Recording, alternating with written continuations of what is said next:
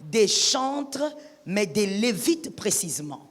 Des Lévites qui, eux, étaient dans l'Ancienne Alliance, mis à part pour le service de Dieu. Mis à part pour le service de Dieu et servir le peuple. Qui a dit peuple? C'est donc une catégorie de personnes que Dieu, depuis l'Ancienne Alliance, avait mis à part pour un service particulier dans le temple. Et la Bible nous révèle que ces personnes, les Lévites, dormaient dans la deuxième pièce. La deuxième pièce était la chambre des Lévites. C'est là où ceux qui servaient dans le temple passaient leur nuit et avaient du repos. Que quelqu'un me dise repos. Dis à ton voisin repos. C'est là où ils se reposaient. Dieu a prévu que toi, en tant que temple, tu aies aussi le repos au niveau de ton âme. Celui qui n'a pas le repos au niveau de son âme ne pourra pas traverser la crise dans la paix. L'âme doit être en repos, là, il doit être dans la tranquillité. Et donc, dans la deuxième chambre de ces trois compartiments, Dieu a prévu à ce que la deuxième pièce soit pour le repos. Ils travaillent, ils sont en action le jour et la nuit, la Bible dit, mais à un moment donné, ils doivent se reposer. Dans la crise, tu dois te reposer. Je bénis celui qui a entendu. Quand on prend pour soi et pour sa descendance. C'est comme ça que l'Apocalypse nous fait du bien. Apocalypse 5, 10. Apocalypse 5, 10 dit ceci. Tu as fait d'eux un royaume des sacrificateurs pour notre Dieu. Et ils régneront sur la terre, parole du Seigneur. C'est-à-dire dans la nouvelle alliance, voici nous qui sommes les temples du Seigneur. Nous aussi, nous avons droit au repos parce que nous sommes des sacrificateurs. Ça tombe sur ta vie. Dans l'ancienne alliance, il n'y avait que les Lévites qui pouvaient avoir droit à cette chambre. Toute autre tribu, même la tribu de Juda, ne pouvait pas s'approcher. Il n'y avait que les Lévites qui avaient le droit d'entrer dans cette pièce. C'était sacré. Mais dans la nouvelle alliance, nous sommes un royaume des sacrificateurs. Un royaume des rois prêtres. Que quelqu'un me dise roi prêtre. Plus tu le dis, plus tu le vis au nom de Jésus. Que quelqu'un me dise roi prêtre.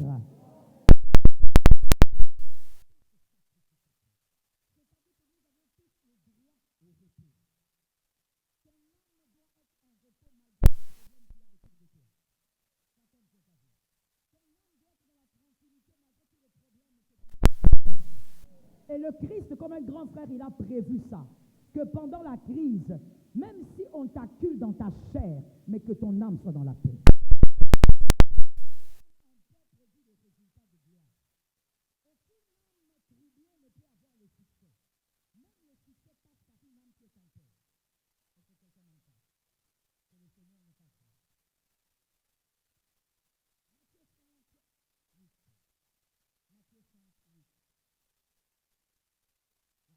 Dit une très belle phrase que nous allons répéter 3 fois tous ensemble. Matthieu 5, 8. Heureux ceux qui ont le cœur pur, car ils verront Dieu. Nous le répétons 3 fois. 1, 2, 3. Amen. 2. Une troisième fois que ça entre dans ton âme. Heureux ceux qui ont le cœur pur, car ils verront Dieu. Il n'y a pas de paix sans cœur pur. Pour que la paix arrive dans ton cœur doit être pur. Et c'est quoi un cœur pur? Ce sont des bonnes pensées. Tout simplement. Ce sont les bonnes pensées. Celui qui a les mauvaises pensées ne peut pas avoir la paix. Oui, tout part par la pensée. Quelqu'un peut dire, mais comment je peux être malade et avoir des bonnes pensées? Justement, tout commence au niveau de la pensée. Même les médecins témoignent que les personnes à l'hôpital qui guérissent vite, ce sont les personnes qui croient en leur guérison. Amen. Tout part par la pensée. Celui qui a des bonnes pensées verra Dieu. C'est ce que ce verset veut simplement dire. Celui qui pense bien verra Dieu. Une âme qui pense bien, c'est une âme qui agira bien. Qui est d'accord. Et lorsque la parole, cette parole dit, celui qui a des bonnes pensées verra Dieu, on ne parle pas que du ciel, que quelqu'un me dise le ciel. Il faut absolument que tu ailles au ciel. Amen. Je suis d'accord. Il faut absolument que tu ailles au ciel. Mais on ne parle pas que du ciel, on parle aussi de la terre. On parle de voir Dieu aussi sur terre. Alors rentrons un peu dans le mot originel en grec pour comprendre, parce que tout ça c'est traduit. Et c'est très compliqué quand vous ne rentrez pas dans les origines. Vous allez dire des choses que l'origine, ou plutôt la phrase origine, ne voulait pas dire. La phrase originelle ne voulait pas dire. Rentrons dans l'origine. Voir Dieu, ce mot grec est celui-ci. Optanomai. Optanomai. Écrivez seulement comme vous l'entendez. Optanomai. C'est le mot grec qui a été traduit par verra Dieu.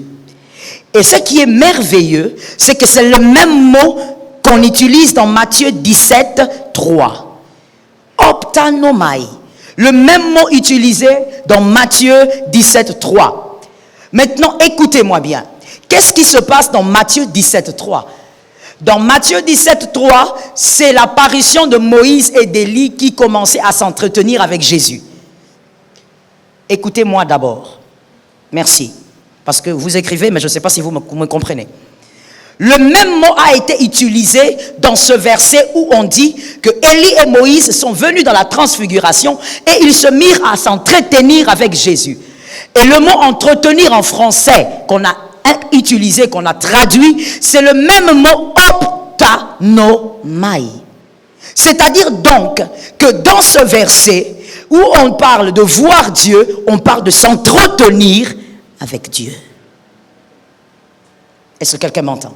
Parce que le mot optanomai veut dire s'entretenir.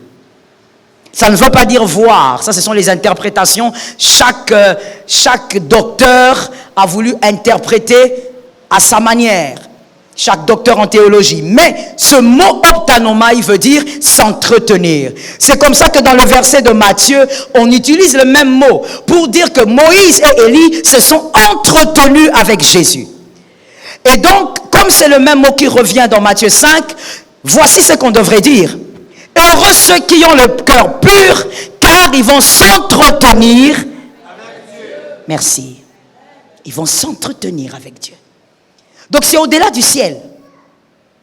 Sur la terre, si tu gardes les bonnes pensées, tu vas t'entretenir avec Dieu, tu seras en bonne communion avec Dieu et Dieu va te communiquer sa paix.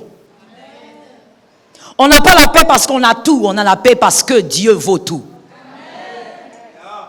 Je reprends la phrase pour les hommes intelligents. On n'a pas la paix parce qu'on a tout, on n'aura jamais tout sur la terre. Mais on a la paix parce que Dieu vaut tout. Et si vous avez Dieu, donc vous avez, ben voilà. Et mais pour avoir tout, il faut avoir des bonnes pensées.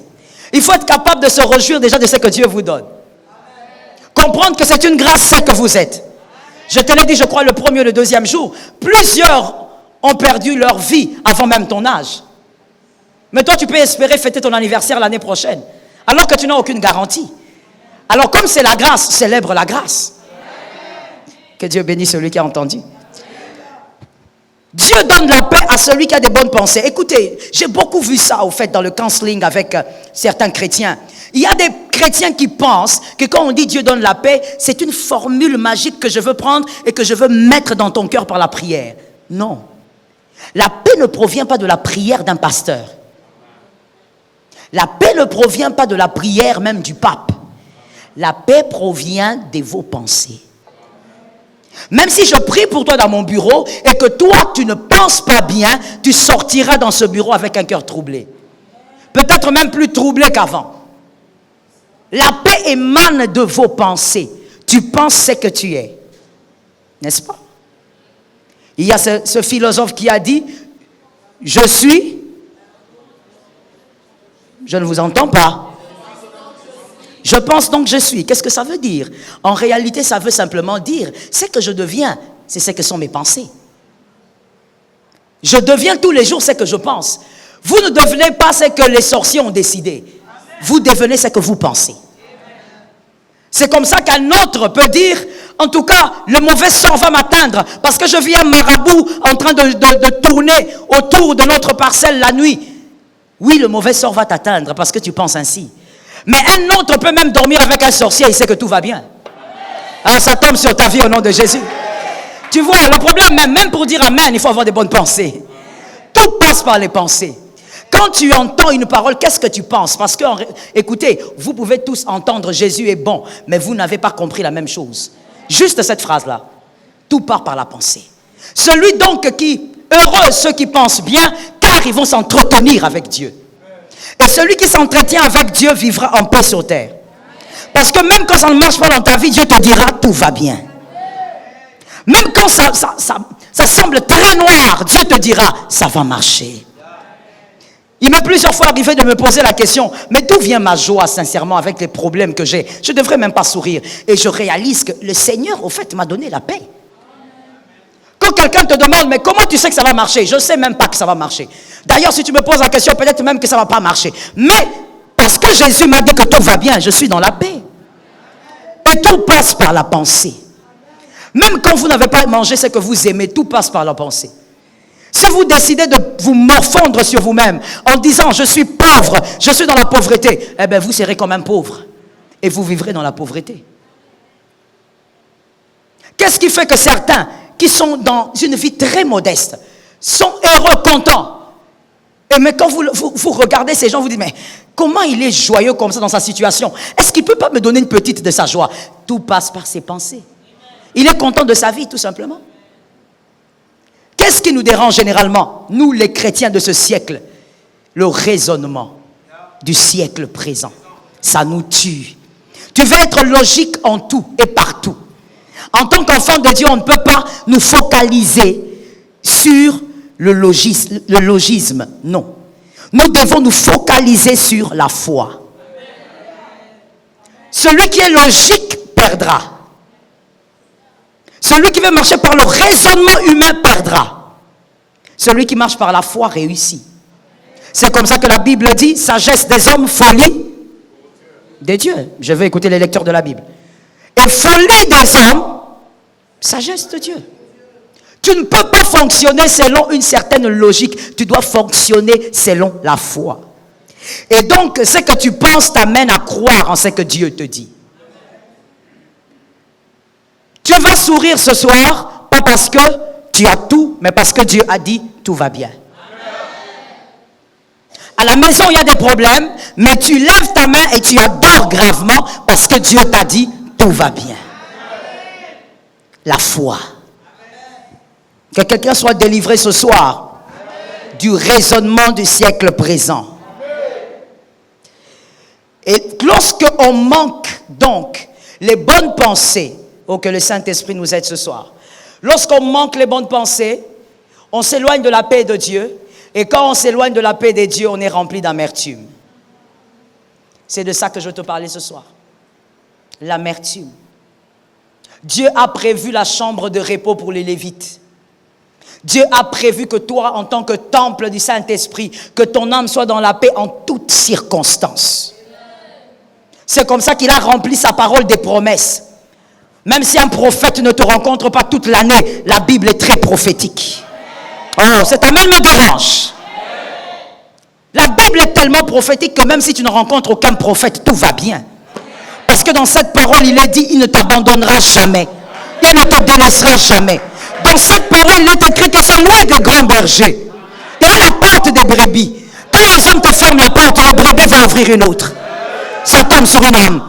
Quand les hommes te ferment des portes, les brebis vont ouvrir même dans les cieux. Il est la porte des brebis. Il y a tellement de promesses que tu ne devrais pas avoir des mauvaises pensées.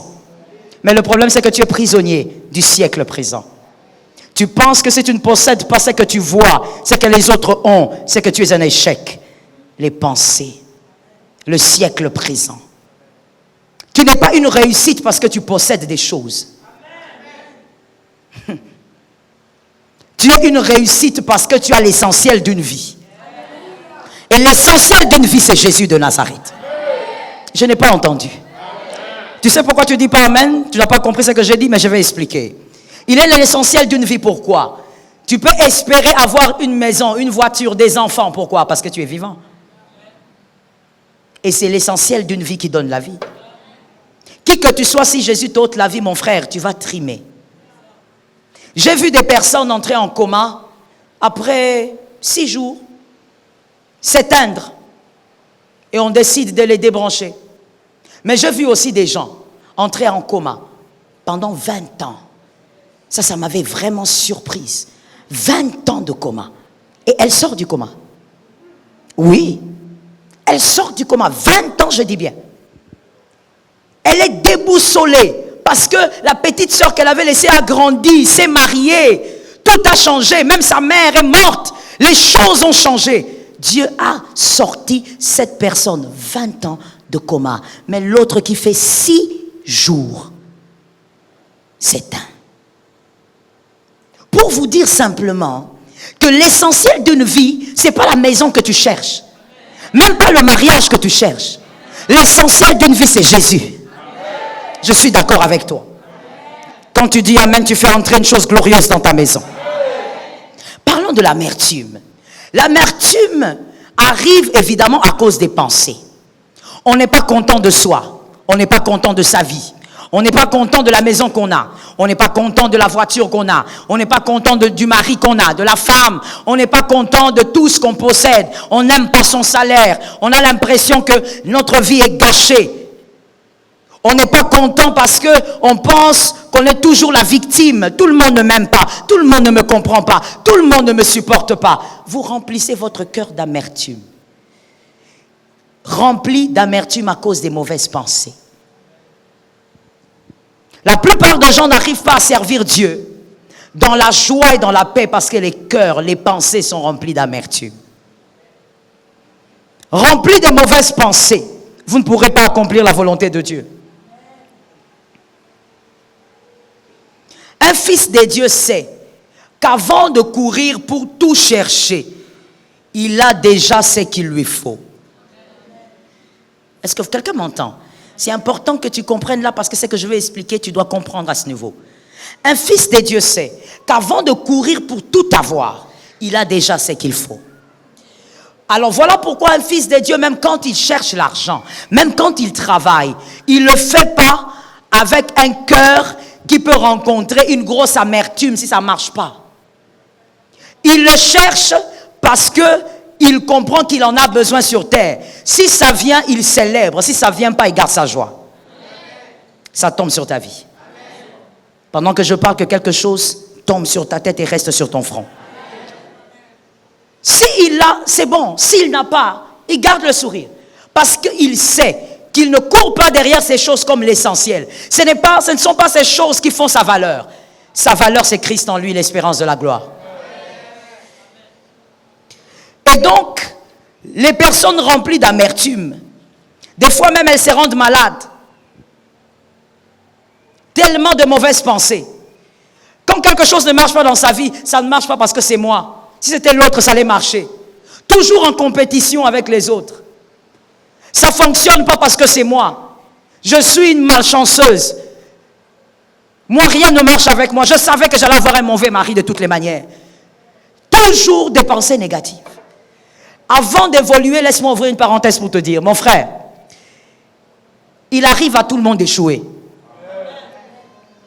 Ce n'est pas parce que vous échouez que vous êtes un malheureux ou que vous êtes vous-même un échec. Il arrive à tout le monde.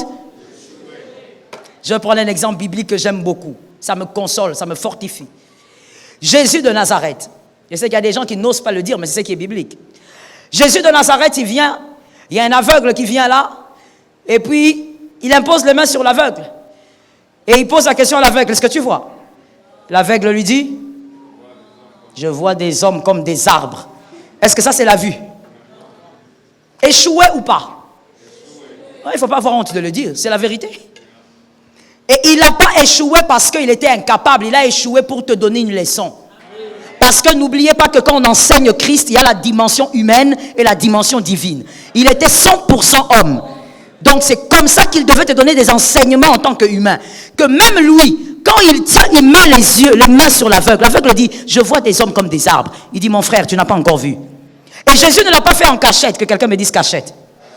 Jésus ne l'a pas fait en cachette. Il n'a pas voulu protéger sa réputation, non, il l'a fait en public. Et après il dit, bon, viens encore. Second, touché. Et quand il a touché pour la deuxième fois, ça marchait ou pas? Qu'est-ce que toi tu comprends? Lui qui était 100% Dieu, Mais il a voulu, en tant qu'humain, t'apprendre une leçon de vie. Échouer ne définit pas qui vous êtes. Voilà pourquoi un homme intelligent, un homme fort, n'a pas peur d'échouer. Foncez tant que l'Éternel est avec vous. Est-ce que quelqu'un m'entend bien? Et je veux aussi préciser une chose. On peut échouer en étant avec Dieu. C'est pourquoi je vous ai donné l'exemple de Jésus. On peut échouer en étant avec Dieu. Oui. Tu pries, le Seigneur te dit, vas-y. Quand tu pars, tu échoues. Et tu dis, mais c'est Dieu qui m'avait dit. Oui, il voulait t'apprendre que échouer n'est pas un problème. Retiens les leçons et commence à sauter. On arrive à réussir sur terre, pas parce qu'on a une intelligence extraordinaire, mais on arrive à réussir parce qu'on a les bonnes pensées. Quand on a les bonnes pensées, on sait bien définir ce qui nous arrive. Refuse d'avoir l'amertume. Je suis d'accord avec toi. Celui qui a l'amertume, même la prière ne t'atteindra pas. Lisons un verset, Hébreux 12, 15. Hébreux 12, 15. Lisons ce verset, Hébreux 12, 15. Je lis au nom de Jésus. Veillez à ce que nul ne se prive de la grâce de Dieu. Que quelqu'un me dise, ne se prive de la grâce de Dieu. C'est l'apôtre Paul qui dit, veillez à ce que nul ne se prive de la grâce de Dieu. À ce qu'aucune racine d'amertume, poussant des rejetons, ne produise du trouble et que plusieurs soient infectés. Parole du Seigneur. On dit veiller à ce que, qu'est-ce qui n'arrive pas? Veiller à ce que personne ne se prive de la grâce. L'amertume prive de la grâce. Celui qui a des mauvaises pensées, qui a un cœur rempli d'amertume, ne vivra pas la gloire de Dieu, même si on te déversait l'huile toute la journée. Même si tu es entré en retraite en jeûne. Tes mauvaises pensées sont une barrière face à l'onction et à la grâce. Tu penses toujours que tu es le plus petit. Tu penses toujours que tu es inférieur. Tu penses toujours que d'autres sont plus chanceux dans la vie. Mon frère, il n'y a pas de plus chanceux sur terre. Il y a seulement des hommes qui pensent bien et qui vont loin. Je répète ça pour les hommes intelligents. Il n'y a pas d'hommes plus chanceux sur terre qui doivent être meilleurs forcément que les autres. Il y a seulement des hommes qui pensent bien et qui vont loin. Celui qui pense bien ira loin. C'est comme ça que vous verrez un David derrière les brebis, mais il est devenu roi. Les fils de Saül, Jonathan n'est pas devenu roi. Pourquoi David est devenu roi? Il pensait bien. Même quand on l'a appelé, David n'a pas condamné son père. Pour dire, ou dire à Samuel par exemple, oh ça c'est le propre du Congolais. Si c'était toi et moi David ce jour-là, devant Samuel, ah Samuel, heureusement que tu es là. Ah vraiment, moi on m'a déjà oublié dans cette famille. Moi dans cette famille je suis abandonné. Moi on ne s'occupe pas de moi. Ça c'est toi et moi. Mais David n'était pas dans ça. David il vient, il dit oui je suis là. C'est toi que je dois oindre. Ah bon? Il donne la tête. Il ne parle pas de ce qu'il vit. Parce qu'il ne considère pas que ce qu'il vit fait de lui un petit homme. Je prophétise au nom de Jésus. Ce que tu vis ne fait pas de toi un petit homme. Ce que tu vis ne fait pas de toi un homme inférieur. Ce que tu vis dépend de ce que toi-même tu comprends. Ce que vous vivez dépend de ce que vous comprenez. Toi, tu vas passer devant ma maison, tu dis, oh, comment le pasteur Joël souffre comme ça? C'est toi qui penses que je souffre. Moi, je sais que je suis bien. C'est toi qui penses que je souffre. Moi, je suis dans la prison parce que j'attends que le roi rêve. Oh Lord of mercy. Tu as vu ton retard. Tu es en l'heure. Il ne faut pas être en retard.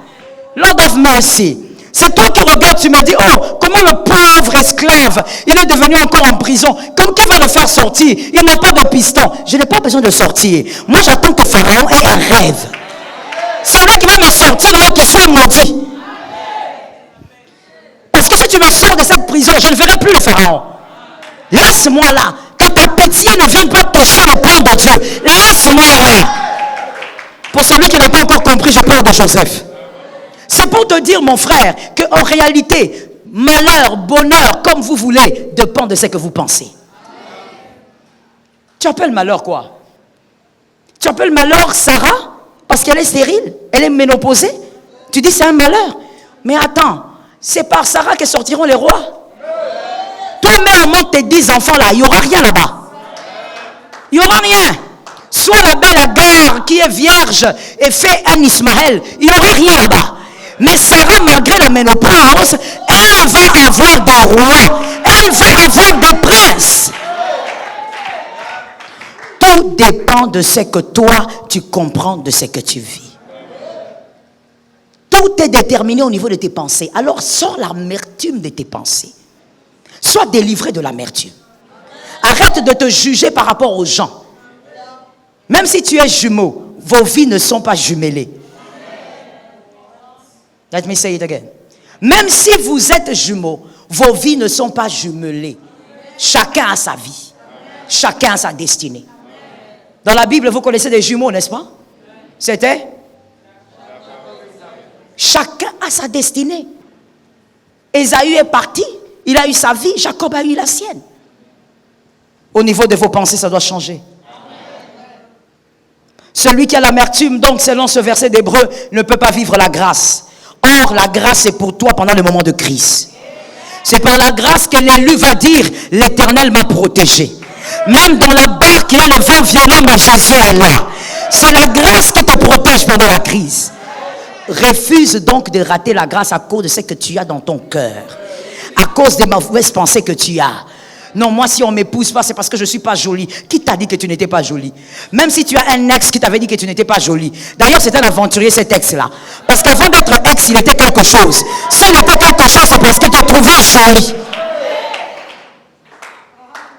Et d'ailleurs, quand un homme te regarde, il dit tu n'es pas jolie. Regarde-lui bien, dis-lui, pas jolie pour les hommes comme toi.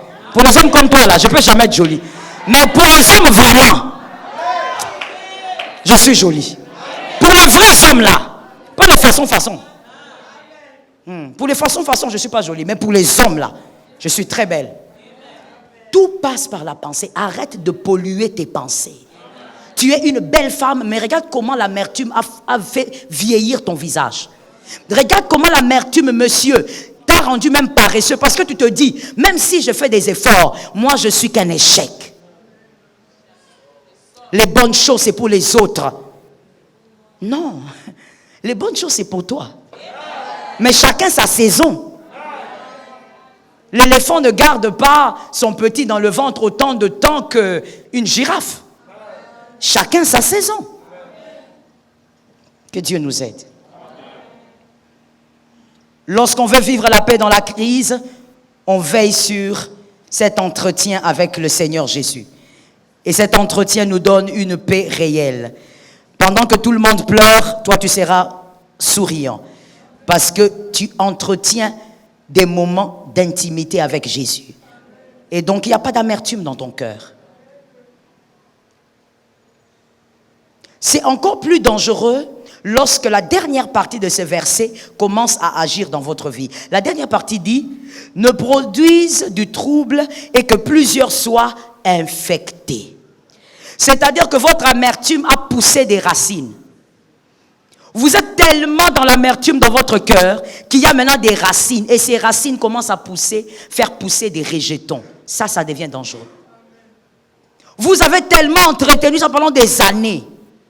Et vous avez des racines. Et quand vous avez des racines, vous finissez par avoir des rejetons. Et ces rejetons vont commencer à infecter d'autres personnes. Le danger. Voilà pourquoi, avant même d'aller loin, laisse-moi te dire une chose. C'est un conseil très gratuit. Fais attention, même sur les réseaux, qui tu écoutes et qui tu lis. Surtout sur les réseaux, parce que c'est ça qui a rendu le monde un petit village. Quelqu'un qui est en Australie peut lire la pensée de celui qui est à Kinshasa. Faites attention qui vous lisez et qui vous écoutez. Parce qu'il y a des gens remplis d'amertume qui étalent leur amertume dans des philosophies et des pensées. Et vous, quand vous lirez, vous direz « Ouh, c'est beau ». Non, tu es ignorant. Même toi-même, tu ne sais pas que ce que tu viens de lire, c'est un cœur qui est tellement blessé, qui vit dans l'amertume. Alors, il exprime ça par des philosophies. Attention, je veux vous dire d'emblée, écoutez et lisez les personnes qui sont joyeuses. Lisez et écoutez les personnes qui aiment leur vie. Des personnes qui sont contentes de ce que Dieu a fait de leur vie. Oui, elles ont des objectifs. On ne dit pas qu'il n'y a pas d'objectifs. Elles ont des objectifs. Elles n'ont pas encore atteint leurs objectifs, mais elles sont contentes de ce que Dieu fait aujourd'hui. Est-ce que quelqu'un m'entend? Ne lisez pas des personnes qui sont toujours en train d'écrire des choses, de publier des choses, qui parlent toujours du côté négatif de la vie. Ça, ce sont des gens troublés. Si tu regardes même à fond, peut-être que c'est même un psychopathe que tu es en train de... Mais oui, parce qu'aujourd'hui, surtout en Afrique, on a des psychopathes en cravate. Oui, qui te touchent $5,000, mais c'est un malade. Très malade. Psychologiquement très malade. Il peut même devenir un tueur en série. Et toi, tu es là sur Facebook. Ah, j'aime la sagesse de cet homme. Est-ce que tu as compris ce que tu as lu? Attention avec ces gens-là, qui sont toujours en train de vous montrer le côté noir de la vie. Mon frère, je sais déjà qu'il y a l'obscurité. Parce que je sais que le diable existe. Je n'ai pas besoin que tu me le rappelles. Jésus-Christ est ma lumière sur la terre. Lui-même d'ailleurs, Jésus dit qu'il fait de vous la lumière du monde. Mais toi, tu es là en train d'écouter et tu commentes même. Voilà maintenant, voilà où je voulais t'emmener. Quand tu lis quelque chose comme ça dans les réseaux et tu commentes, très bon mon frère, ou je ne sais pas moi quoi, c'est que tu ne sais pas, c'est que tu as été infecté.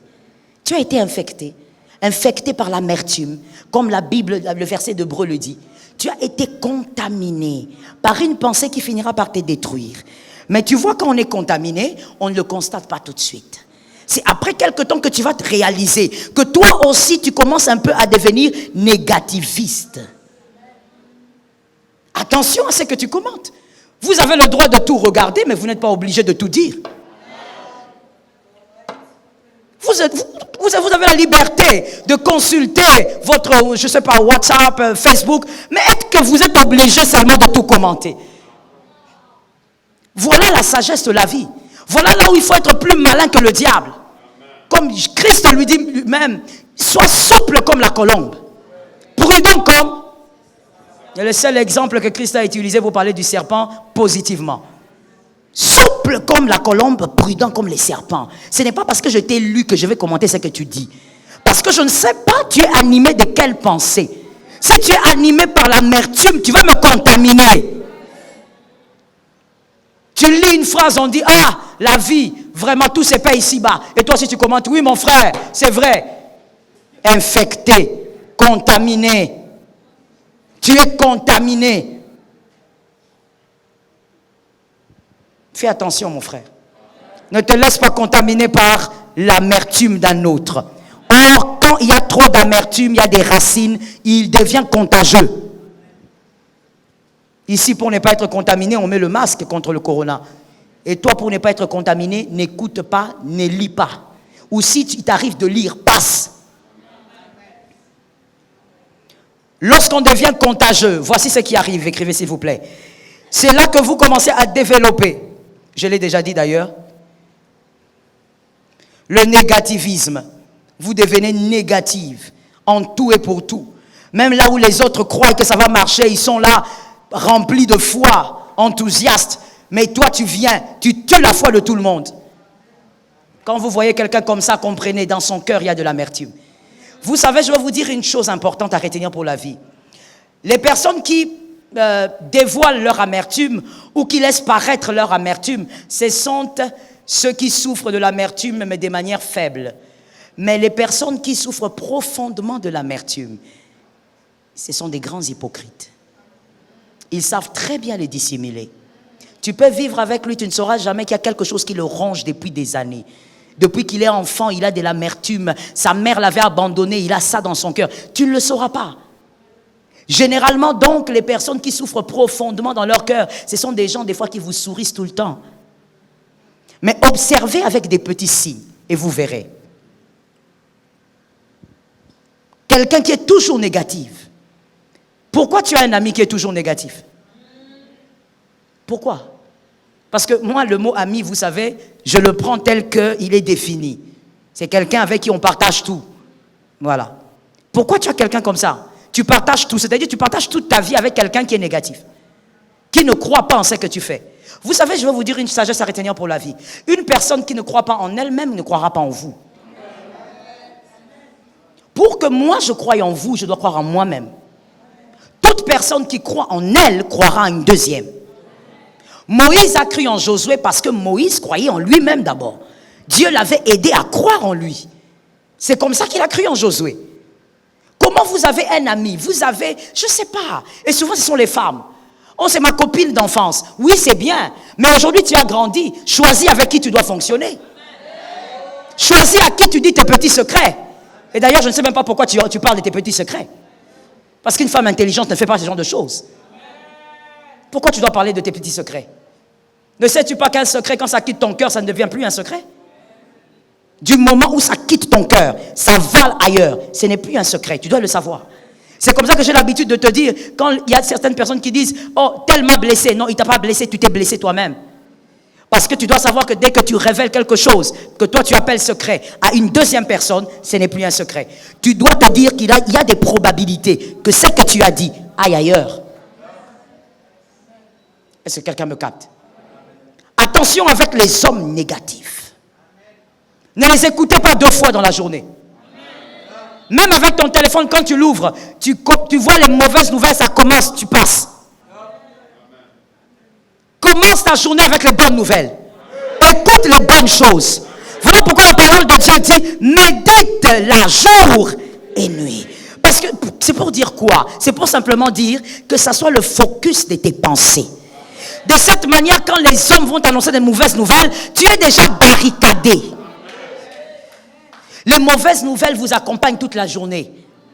Des fois même, vous devenez amer à cause d'une mauvaise nouvelle qui est venue de loin.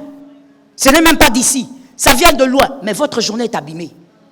Non, laisse-moi, et tu le dis même, laisse-moi, ma journée est abîmée. Je viens d'apprendre quelque chose. Pourquoi tu as abîmé ta journée comme ça? Ne sais-tu pas qu'une journée peut enfanter un miracle?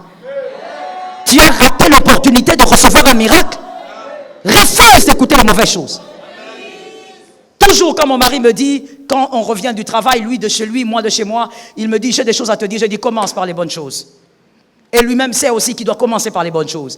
Et pareillement, quand moi je viens, il me dit, commence par les bonnes choses. Il faut d'abord se nourrir des bonnes choses. Ce sont les bonnes choses qui vous façonnent. Retenez pour la vie. En tout cas, après cet enseignement, si toi tu as un problème par rapport à ta destinée, c'est que toi-même tu ne veux pas. Parce que par la grâce de Dieu, je suis en train de te révéler des choses qui doivent te créer un shift dans ta vie. Refuse d'écouter toujours les mauvaises nouvelles. Apprends tes enfants, oh God.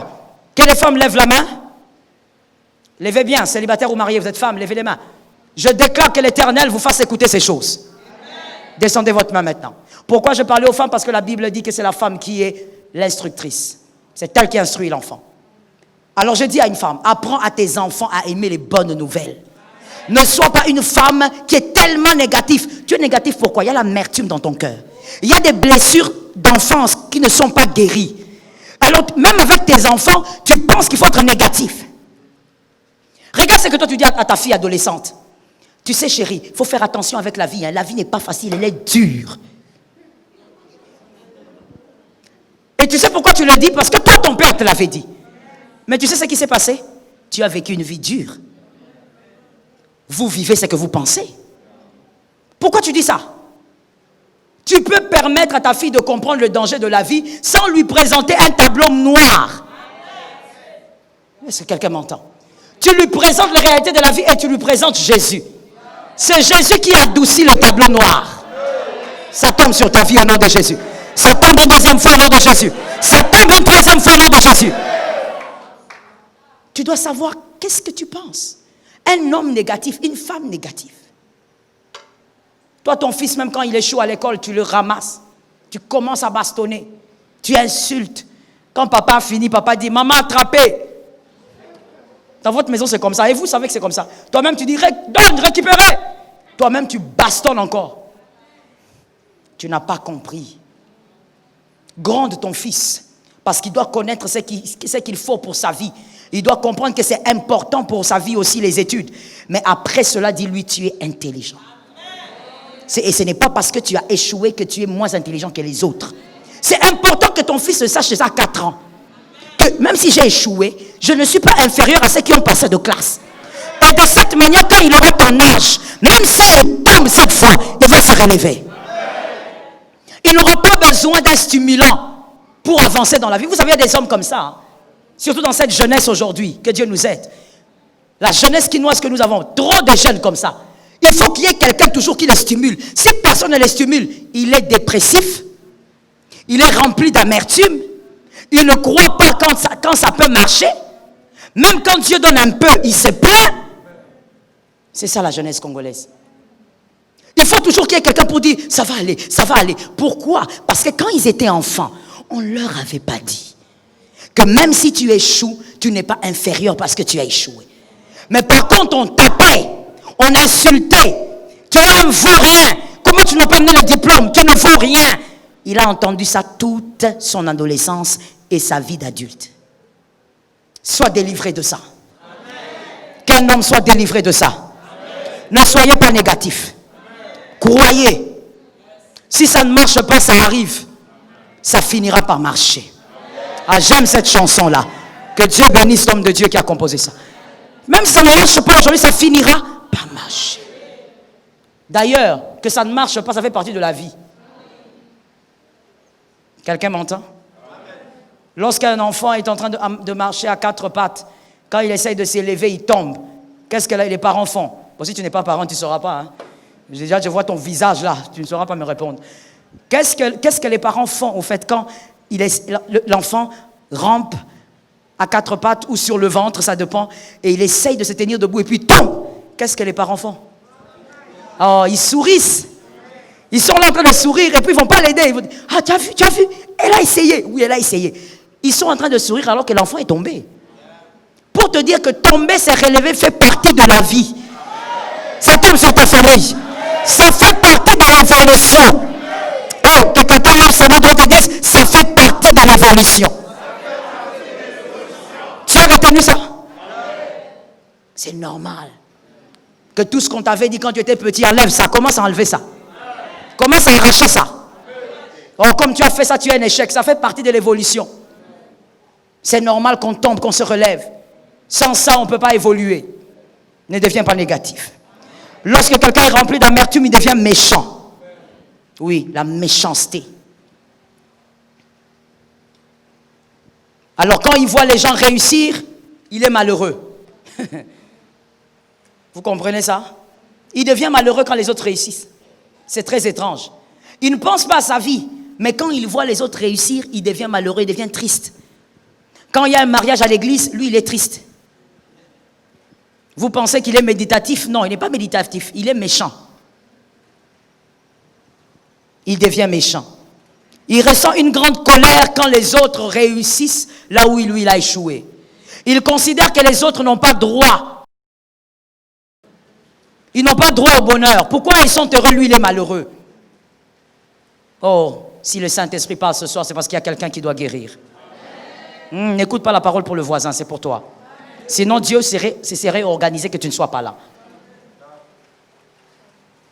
Quand il voit les autres avoir ce que lui n'a pas pu avoir, il devient mécontent. Il manifeste une méchanceté. Il devient malheureux. Il se pose la question, pourquoi eux, ils ont pu réussir? Qu'est-ce qui a manqué à ma vie? Pourquoi cet homme a une femme pareille? Vous écoutez des hommes comme ça. Cet homme ne mérite pas cette femme-là. Si cette femme-là était à moi, frère, tu es rempli d'amertume. Même si tu ne l'as jamais dit, tu l'as pensé, tu es rempli d'amertume.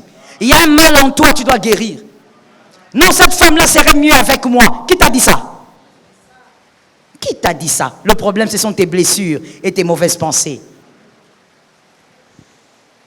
Lorsqu'il voit l'autre réussir, il a l'impression qu'on lui a volé sa réussite. Mon frère, quand quelqu'un réussit, ce n'est pas ta réussite, c'est sa réussite à lui. Travaille aussi la tienne. D'ailleurs, dis à un voisin, il y a trop d'espace. Dis maintenant, ton homme, il y a trop d'espace. Ce n'est pas parce que toi, tu es sur un espace que moi, je dois être en problème. Non. Évolue dans ton espace, mais tu dois savoir que moi aussi, j'ai mon espace. Il a réussi là-bas. Toi, tu as aussi ton espace. Il y a trop de place pour toi. Tu t'inquiètes pourquoi? Non, mais pourquoi il s'est marié?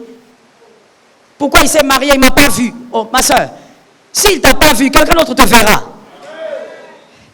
C'est pas compliqué. D'ailleurs, moi, j'ai toujours l'habitude de dire, tous les bons hommes ne sont pas forcément pour vous. C'est pas parce qu'un homme est bon qu'il doit être pour toi. Vous devez trouver votre homme à vous qui sera bon. Voilà ce qui arrive. Le cœur devient méchant parce que le cœur est rempli d'amertume. Et la troisième chose qui est le pire, selon moi, le pire de tout, c'est cette personne qui devient contagieuse.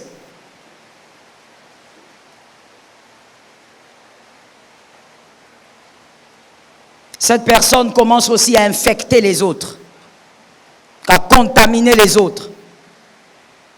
Vous savez, pour revenir à certaines publications, un monsieur, je prends l'exemple d'un homme, qui n'a pas connu sa mère, qui a grandi comme ça.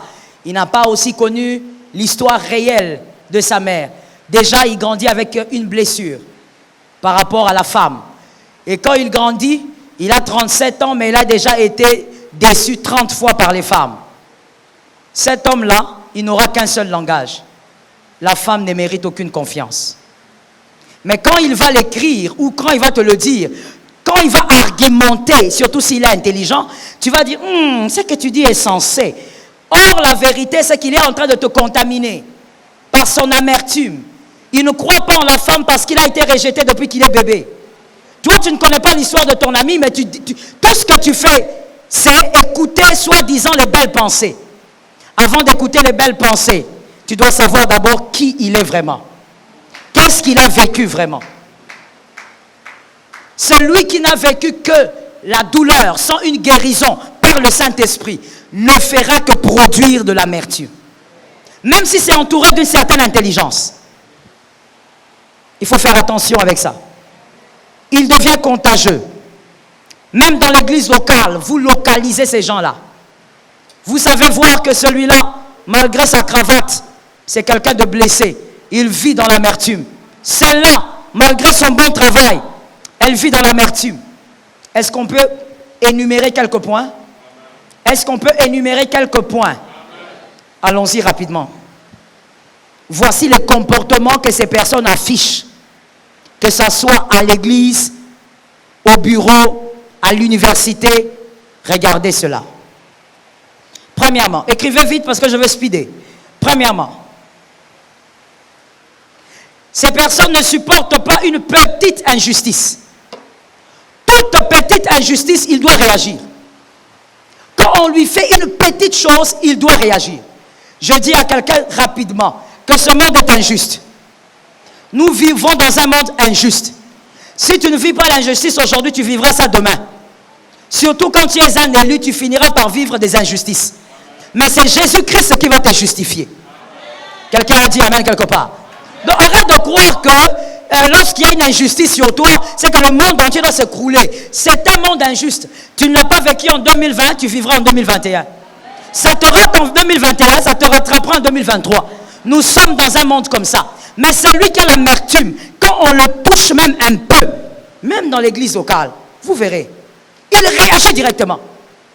Moi, on ne joue pas avec moi. Moi, je n'aime pas ça. Moi, je ne supporte pas. Il est un homme ou une femme qui cache l'amertume. Il loue Dieu, il danse, mais il y a de l'amertume là-bas.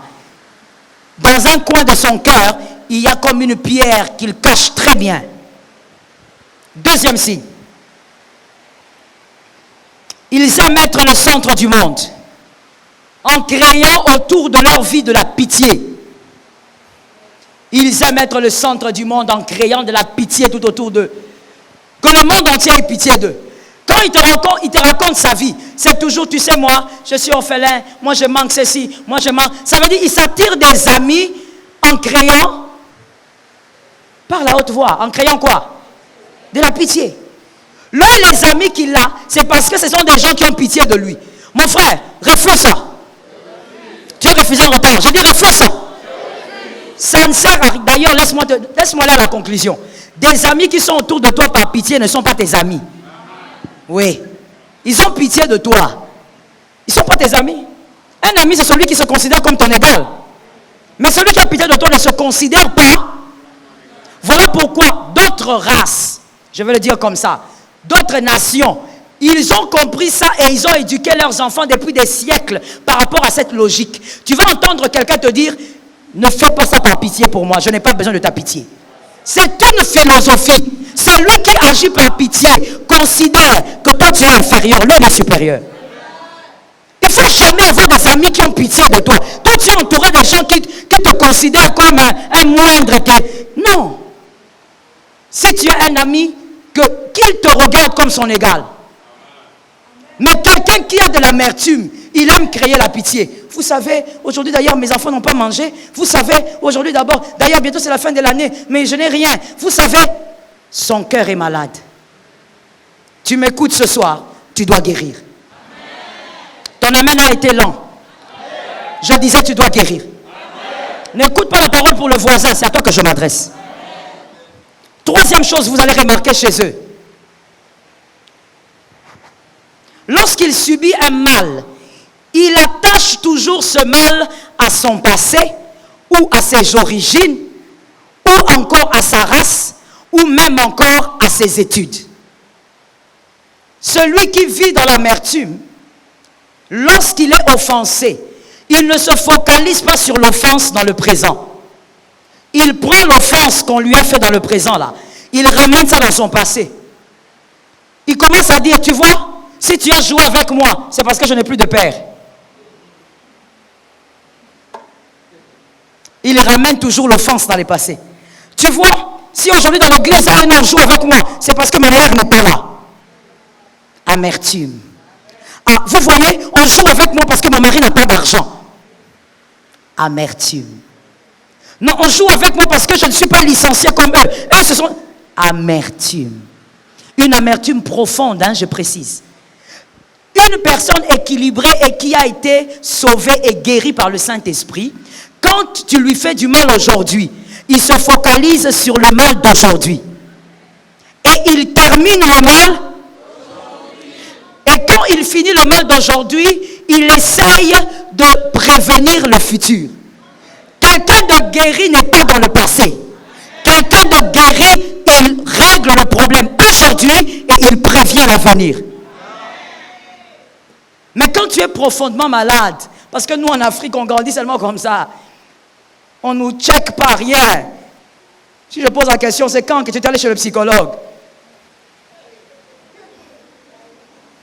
Ça veut dire qu'on grandit seulement comme ça, comme des petits légumes. Donc même si dans ta tête tu as quelques problèmes parce que ta mère t'avait trop traumatisé ou ton père, tu ne sais même pas ce que ça causait comme résultat. Tu as grandi avec la marâtre. Il y a des choses peut-être que tu n'as pas supportées quand tu avais 6-7 ans. Mais bon, tu as cru que tu as zappé, mais c'est resté. Dès qu'on te fait du mal aujourd'hui, tu commences à chercher. Pourquoi cet homme m'a fait du mal? Il m'a fait ça parce que... On ne te fait pas ça parce que... Je répète. On ne te fait pas des choses parce que... On te fait des choses parce que c'est un être humain. On te fait des choses... Tu es sur une terre. Voilà pourquoi on te fait des choses. Celui qui te fait du mal est humain. Et le mal se trouve dans l'humain. On ne te fait pas des choses parce qu'il y a des choses que tu manques ou parce que tu as un passé bizarre. Mais on te fait du mal parce que le mal est dans l'humain. Ça peut arriver qu'on te fasse du mal. Et ça peut arriver que n'importe qui... J'aime ce que tu as dit. Répète. Que quelqu'un dise à son âme. Il peut arriver que n'importe qui me fasse du mal. Oui. Parce que n'oubliez pas que le mal, comme la douleur, elle est relative. Ça veut dire ce que toi tu ne trouves pas grave. Moi, je peux trouver ça très très grave. Oui, c'est ça la vie. C'est que toi tu peux faire là, tu dis, oh, qu'est-ce que j'ai fait? J'ai juste jeté ça. Pour toi c'est juste, mais pour moi c'est trop grave. Donc le mal et la douleur sont relatifs. On t'a fait du mal parce que le mal est humain. Lève ta main droite et dis, on me fait du mal parce que le mal est humain. C'est tout, papa. Ne va pas être comme ces hommes-là. Il dit à sa femme, tu me fais ça? Tu me fais ça? Ah, c'est parce que je ne travaille pas. C'est parce que je ne travaille pas. Oh Dieu! Tu es rempli d'amertume. D'ailleurs, ton problème, ce n'est même pas ta femme. Le problème vient de loin et tu as gardé ça durant des années. Tu me parles comme ça parce que votre papa avait donné, je ne sais pas moi, la maison. Non. Celui qui rattache toujours l'offense à une portion de sa vie est dans l'amertume. Guéri au nom de Jésus. La quatrième chose que vous allez remarquer avec eux, Comme je l'ai dit, ils infectent les autres, ils contaminent les autres. Par quelle stratégie? C'est que lui a perdu, tout le monde doit le perdre. C'est très important et c'est beaucoup dans l'église locale. Ouvre tes oreilles et écoute-moi. C'est que lui a perdu, tout le monde doit le perdre. Il est au travail, le patron ne l'aime plus. Le patron l'a chassé ou bien l'a éloigné. Il va travailler en sorte que toutes les personnes qui sont autour du patron puissent aussi s'éloigner du patron. Les privilèges que lui a perdus, tout le monde doit perdre. S'il sent qu'à l'église, il n'est plus trop aimé, il va commencer à distiller des pensées et des paroles. Là où lui a été rejeté, tout le monde doit être rejeté. Que quelqu'un dise à son âme, la vie ne c'est pas comme ça. Que quelqu'un dise à son âme, la vie ce n'est pas comme ça. Ah mais non, je vous explique pourquoi. Maintenant regardez-moi et arrêtez d'écrire s'il vous plaît. Parce que ça c'est une question maintenant de société, il faut comprendre. Écoutez bien, c'est que vous avez perdu vous. Que ce soit l'amour de votre patron, que ce soit un travail, que ce soit l'amour d'un pasteur, que ce soit un privilège à l'église. Vous devez savoir que si vous l'avez perdu, peut-être que celui qui est resté a ce qu'il faut pour gagner.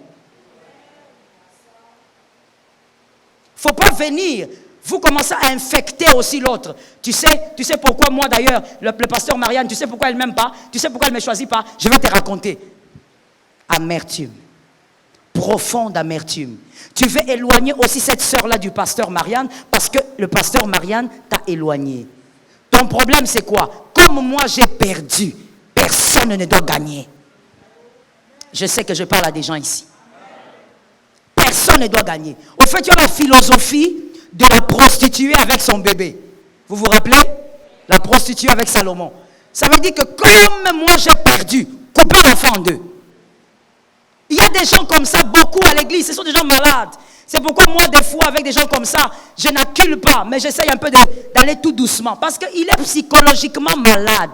Sa maladie ne vient pas de l'église. Sa maladie peut-être vient depuis qu'il a 15 ans, 13 ans, même 16 ans. Son problème, c'est quoi? Pourquoi l'autre doit gagner l'amour que moi j'ai perdu? Pourquoi? Et des fois même, il ne sait pas que c'est ça sa maladie. Pourquoi moi j'étais à côté de M. Léonel? Léonel n'est plus trop proche avec moi. Il est devenu proche avec tel. Pourquoi? Alors je vais aller voir l'autre pour lui dire, tu sais, hein,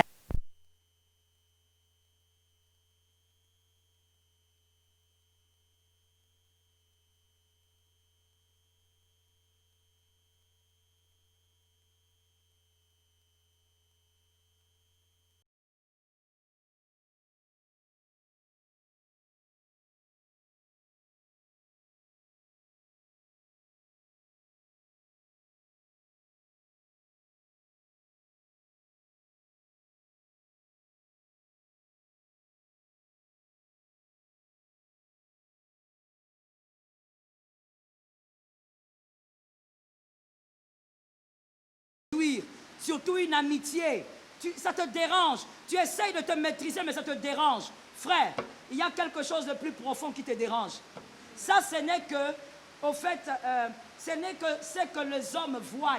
Ça, ce n'est que, comme on dit, l'extérieur de l'iceberg. Mais la vérité, c'est quoi? C'est qu'il y a une blessure qui t'a introduit dans l'amertume. Et tu dois sortir de cette amertume. Lorsque tu perds une position dans la vie, auprès d'un homme ou dans une société, laisse la chance aux autres de gagner ce que tu as perdu. C'est ça même le bonzambé, le cœur de Dieu. Ça veut dire que même si tu as mal, vraiment, après tu réalises comment j'ai pu perdre cet homme, comment j'ai pu perdre un pasteur comme ça. Mais laisse au moins la chance à ceux qui sont là de profiter de ce que toi tu n'avais pas vu. C'est ça le cœur de Dieu. C'est-à-dire refuser que les autres aussi se rendent compte en retard. Mais quand quelqu'un a l'amertume, là où lui est parti, il viendra te dire le mal de l'endroit. Est-ce que quelqu'un entend? Je finis ceci en disant quelque chose que tu dois retenir. Je l'enseigne quand je parle de la transformation, des 21 points de la transformation. C'est à l'intérieur, je crois, au 2e ou 3e chapitre. Je dis ceci. La source là où je bois, ne viens pas me raconter son histoire. Parce que si tu me racontes son histoire, même si tu me dis seulement, ah tu sais, hein, il y a 2 ans passés, il y a un lapin qui est mort dedans, ça va me dégoûter. Alors qu'avant que je ne sache, ça ne me dégoûtait pas. La source qui n'a pas pu te bénir, laisse que cette source bénisse quelqu'un d'autre. Ne viens pas me raconter le passé de la source qui est en train de m'abreuver. Est-ce que quelqu'un m'entend? Même que le conseil gratuit que je vais donner aux hommes, la plupart d'hommes sont dans ce piège. Et des fois même c'est à cause de l'amertume cachée. Tu as épousé une femme, elle t'a raconté toute sa vie ou pas, je ne sais. Mais de toutes les manières, comme c'est ta femme, n'écoute pas des hommes qui parlent de son passé. Je n'ai pas entendu. Que les hommes disent amen 3 fois. Tu l'as épousé ou pas? Comme tu l'as épousé, arrête d'écouter son passé. Tu es insensé. Parce que plus tu vas écouter les histoires sur son passé, tu vas oublier les bonnes choses qui sortent d'elle. Vous savez, il peut m'arriver quand j'ai un problème de gorge, je dis qu'on me donne de l'eau chaude avec du miel. Mais à chaque fois que mon fils vient là pour me dire, maman, tu sais comment le miel est fabriqué? Je dis, tais-toi. Comme il aime trop me taquiner avec ça. Il dit, maman, je vais t'expliquer comment le miel est fabriqué. Je dis, tais-toi. Parce que déjà, il a déjà essayé une fois, mais au premier chapitre, j'ai arrêté. J'ai laissé ce miel-là, je vous dis. Et puis lui, quand il dessine le tableau, mon frère, tu vas te dire vraiment, comment moi, un humain, je vais manger un truc comme ça. Je lui ai dit, tu ne me racontes pas. Je vais prendre mon miel, laisse-moi prendre mon miel. Même s'il y a des événements compliqués dans cette vie que tu as, tant qu'on ne te raconte pas certains détails du passé, tu vas jouir du présent. Et tu vas préserver ton cœur. Que Dieu bénisse cette parole. Que Dieu te bénisse gravement. Tiens-toi debout et acclame le Seigneur. Tiens-toi debout et acclame le Seigneur. Acclame Jésus. Acclame pendant que les autres sont en train de te rejoindre. Alléluia. Acclame le Seigneur de gloire. Merci Seigneur. On n'aura que 2 sujets ce soir, parce qu'il s'agit de ton âme. Que quelqu'un lève la main et te dise, je n'ai pas besoin de faire semblant. Je n'ai pas entendu que quelqu'un, surtout les femmes, surtout vous qui avez parlé avec le serpent, il faut bien lever la main et dire ça. Que quelqu'un dise, je n'ai pas besoin de faire semblant. Jésus peut me délivrer et me guérir. Maintenant tu répètes ces paroles après moi. Seigneur Jésus, voici mon cœur. Il y a des choses qui sont cachées dedans. Que seul toi tu connais. Mais je compte sur toi ce soir pour me délivrer du mal. Me délivrer de l'amertume. Au nom de Jésus-Christ. Prie pour ton âme maintenant. Prie pour ton âme. Prie pour ton âme. Prie pour ton âme. Saint-Esprit, ta grâce. Saint-Esprit, ta grâce. Seigneur, viens nous soutenir. Que le mal qui veut prendre place, le mal qui se dissimule très bien, le mal qui se cache, que ce mal n'ait aucun pouvoir, Seigneur, sur ma vie au nom de Jésus. Que ce mal soit arraché de mon cœur, Père. Que ce mal soit détruit ce soir. Le Dieu véritable, c'est toi qui connais, qui sais parfaitement quelles sont les raisons de certaines réactions. Je te prie, Seigneur, au nom de Jésus, viens me délivrer. Saint-Esprit, viens me délivrer. L'agneau de Dieu, viens me délivrer. Le puissant de Jacob, viens me délivrer. L'Amen, viens me délivrer. J'ai besoin de ta grâce. J'ai besoin de ta main. J'ai besoin de ta vie. J'ai besoin de ton soutien. Tu es le Dieu qui agit par grâce. Tu es le Dieu qui soutient par grâce. Tu es le Dieu qui manifeste sa puissance. Tu es le Dieu qui va au-delà, Seigneur, de ce que moi je peux penser. Je crois que tu peux me toucher. Je crois que tu peux me guérir. Je crois que tu peux me changer. Je crois, Seigneur éternel, que le mal peut arrêter de s'exprimer dans mon cœur. Peut arrêter de s'exprimer dans ma vie. Que le mal peut arrêter de prendre place et de détruire mes choix, de détruire mes décisions. Le Dieu fidèle, je viens t'invoquer. Toi le Dieu capable. Merci Saint-Esprit. Lève tes mains s'il te plaît. Tu vas répéter ces paroles après moi avec beaucoup de foi et de conviction. Seigneur éternel, je crois fermement que cette parole est venue pour moi. Et donc je crois que c'est une soirée de délivrance pour moi. Merci de me délivrer du mal. Arrache les racines de l'amertume. Arrache les racines du mal. Les racines de la méchanceté. Au nom puissant de Jésus-Christ. Commence à déclarer comment? Oh, je refuse.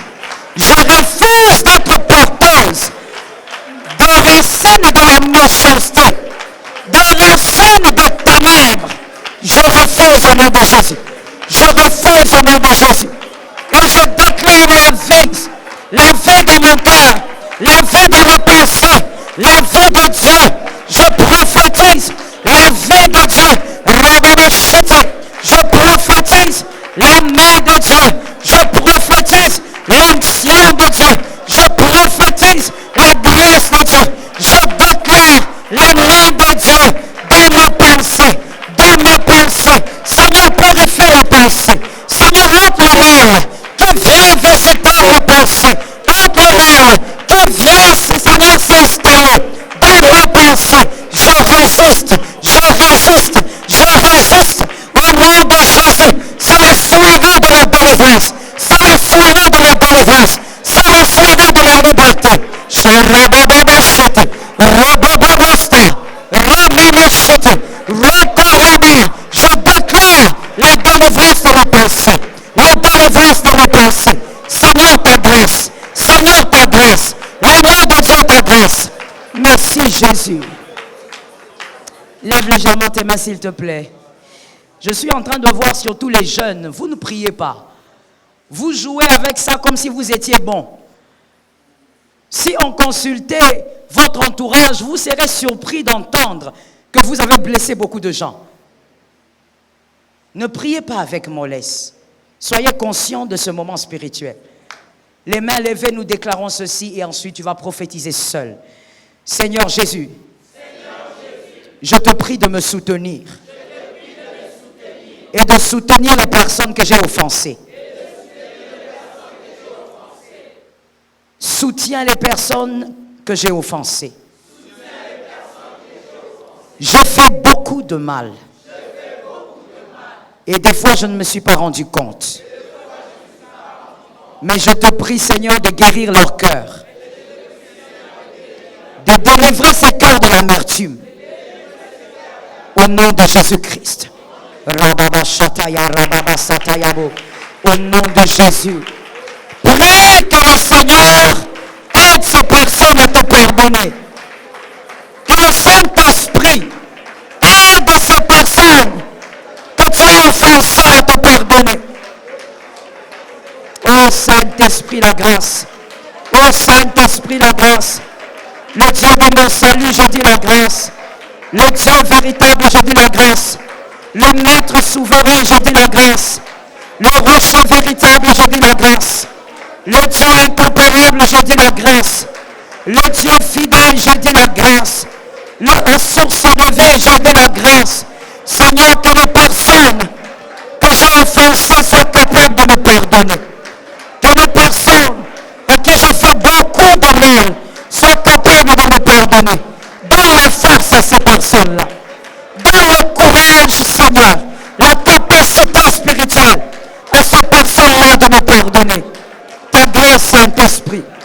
Ta grâce, Dieu vivant. Seigneur, si ces personnes me pardonnent, devant tes yeux, je pourrais être, Seigneur, dans une atmosphère de grâce et de faveur. Je te prie, Seigneur, je prie pour le cœur de toutes ces personnes, que ces personnes trouvent la force pour pardonner. Saint-Esprit, ta grâce au nom de Jésus. Merci, Saint-Esprit. Tu peux mettre tes mains là où tu veux, je veux prier pour toi. Adonai, tu es le Dieu, Seigneur, qui a enseigné ce soir. Tu es le Dieu qui a parlé à nos cœurs. Et si tu as parlé, c'est parce que nous nous retrouvons dedans. Seigneur, aide chacun de nous à sortir de l'amertume, des pensées négatives, des pensées qui font chuter, et d'ailleurs des pensées qui n'avancent pas. Seigneur, délivre-nous. Et je te prie aussi de nous donner la force de pardonner aux personnes qui nous ont offensés, mais aussi que ceux à qui nous avons offensés nous pardonnent. Seigneur, que ta grâce localise toutes les personnes que nous avons eu à offenser toute cette année et peut-être même avant. Seigneur, que ton onction localise. Nous avons certainement oublié. Ces personnes n'ont pas oublié, mais toi aussi tu n'as pas oublié. Jésus, je te supplie ce soir que tu localises ces âmes, que tu localises ces personnes et qu'elles ressentent dans leur cœur la force de pardonner, la force de tourner la page par ta grâce, afin que, Seigneur, dans ta présence, nous puissions bénéficier pleinement des grâces, des faveurs et des visitations. Qu'il en soit ainsi, au nom de Jésus-Christ. Amen. Oh, gloire à Dieu! Je disais gloire à Dieu! Que Jésus-Christ soit glorifié! Que Jésus-Christ soit glorifié! Tu es en train de blaguer, moi je dis que Jésus-Christ soit glorifié! Praise the Lord! Que Jésus-Christ soit glorifié! Alléluia! Merci Jésus pour la grâce. Tu peux t'asseoir sous l'onction, l'Éternel est avec toi. Je bénis le Seigneur car l'Éternel est fidèle. Est-ce que tu peux avoir le temps de bénir ton frère, gauche, droite, en respectant les mesures barrières? Tu lui as dit une belle parole, tu lui as dit une belle phrase, tu as lancé une parole qui peut caresser son cœur. Est-ce que tu peux dire maintenant à ton frère que l'Éternel me pardonne? Oui, c'est à lui que tu t'adresses.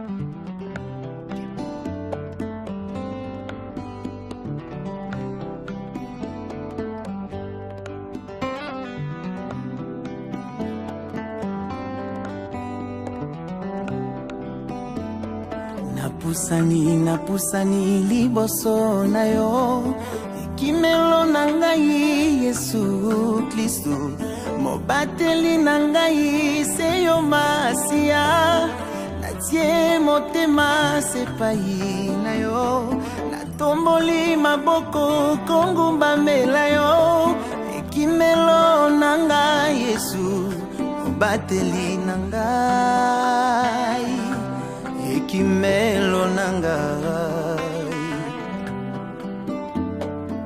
kolotala banguna nangai batali nyango kolimwisa ngai batie mitambu na banzela nyonso balobi ete nga nakolimwa babosani oyo akobatelaka ngai babosani oyo akobombaka ngai Yesu Kristu mobateli na ngai ekimelo na ngai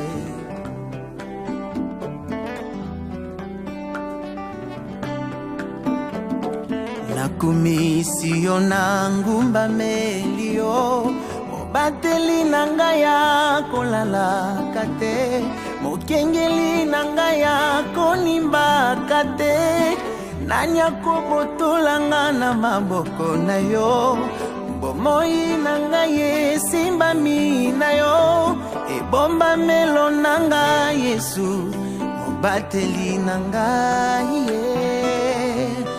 ekimelo na ngai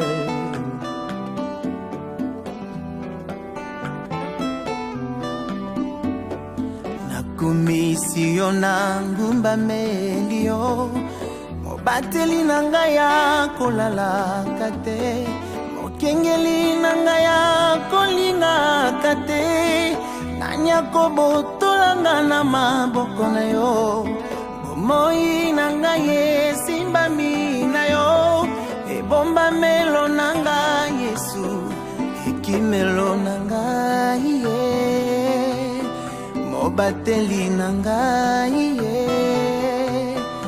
ekimelo na ngai ye, mobateli na ngai, molobeli na ngai, molongisi na ngai, yonde papa na ngai, nazana papa mosusu te Yesu na ngai, yonde papa na ngai, ekimelo na ngai Yesu, natalelise yo yaya na ngai ye. Papa ya bana bitike Yesu na ngai, ata bache mitambo na nzela Yesu e, ozobatela banzela na ngai, ozokengela avenir na ngai Yesu na ngai.